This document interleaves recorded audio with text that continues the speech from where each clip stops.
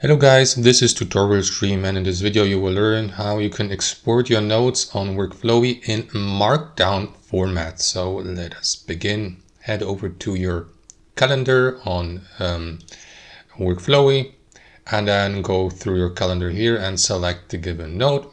It doesn't have to be your calendar, of course, it can be any note here inside your home section. So let me go with this one here, or that one here, that's a better example, because we have more space here. So what you want to do is click into these three lines here next to the title and then navigate to export.